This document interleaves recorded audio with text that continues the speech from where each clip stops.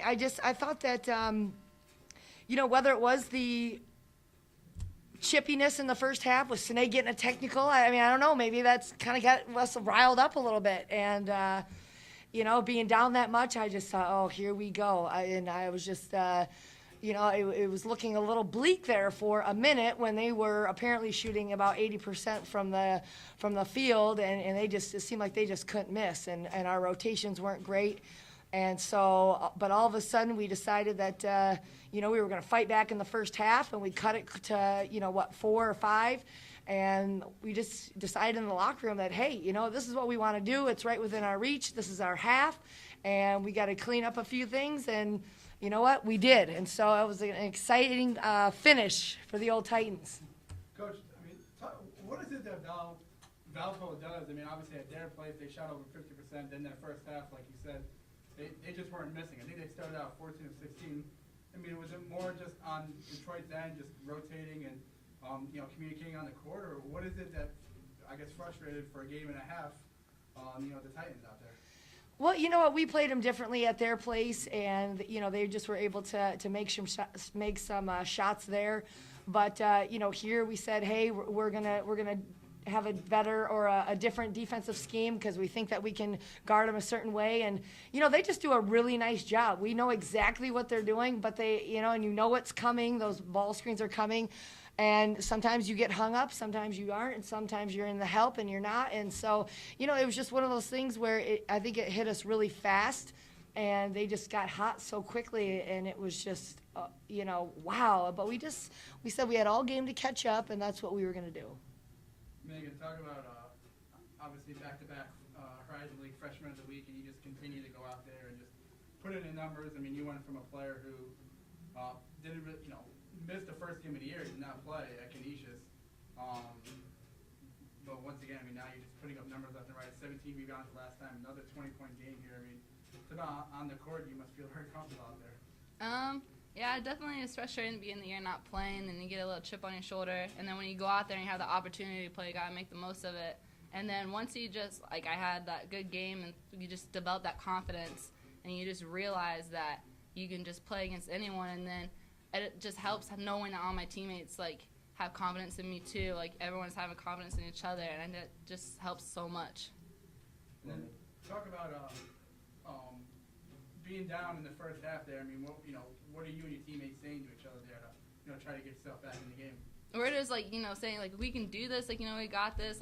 We can play. We know what we are capable of, and it's frustrating when we get down like that. But Sine and Megan and Taylor, they all showed really good leadership tonight. They were all bringing us together, making sure don't get your heads down. We are still in this. And then in the first half, when we were down 17 and we came back and we're down 5, that was all just their leadership, keeping their composure and stuff after what happened.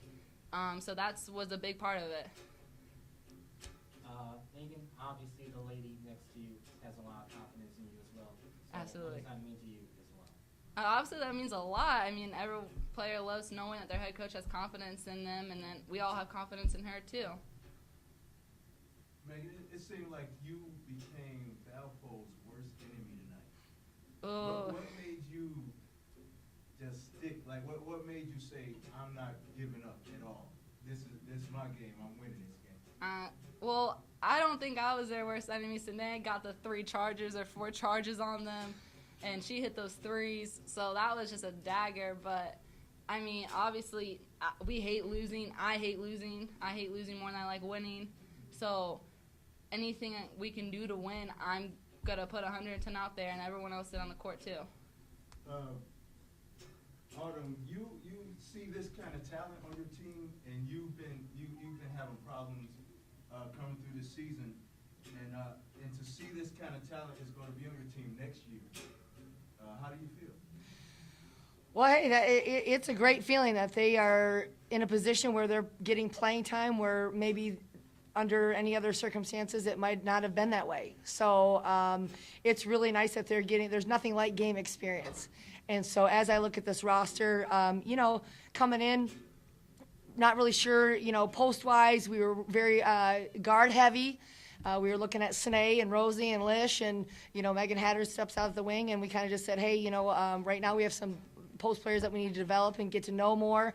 And so it's been, you have no idea how great it is to have a game plan that is drawn around your post kid and getting those post touches. So for her to be in there, I mean, everyone turns their head. They got to double her, the games that she's been having. So that just opens it up for everybody else. And they're doubling off her. We kick it out to Taylor. Taylor catches it. She doesn't shoot it. She dribbles in and pulls up. I mean, so right now we're, it's late, but we're starting to really figure each other out and where we need to be on the court. And, Megan's been a huge, huge part of that. Coach, that last play kind of signifies a little bit how much talent Detroit has on the floor and what they can do, really, because a lot of people are sitting there saying, last play in the game, hey, obviously you're going to go inside to Megan, or, Sinead's going to take a three. I mean, that's what was working, but you have Taylor go ahead and drive, and once again, that's a lot of options coaches like to have, and that's got to be frustrating for defense to defend. Well, that wasn't the play. No. But that we always talk about that, though. I mean, obviously, the other team's probably pretty smart, and they're going to go ahead and do whatever they need to do to. Detroit's probably going to run the play for Sine. Is that right? Okay, and then, or maybe we're going to go into Megan. So they're probably going to cover that pretty well, which they did, and that's just smart basketball. And so Taylor saw, she looked, she said she couldn't get it to Sine. Megan wasn't open on the block. She penetrated that seam, and I'll trust her to take that shot all day long. So we talk about, even though if the play's drawn up for this particular person, she's not going to get it. We can pretend like, okay, give it to Sine, but they're going to take her away. So I'm really happy for Tay in a lot of ways because she's been through the ringer, and for her to be able to make that shot and be the person that in the end, putting us over the top. I mean, I'm just happy for her because everybody's maintained that positive attitude, and they all just wanted to win. And when you walk into a locker room like we just did, it's just like, man, you know why you coach. You get a little teary-eyed. I don't care. Regardless of the record, I really don't care. It goes out the window. Just to see all those happy faces, I mean, it's like, whoa, okay. So, I mean, it just makes you want to work that much harder.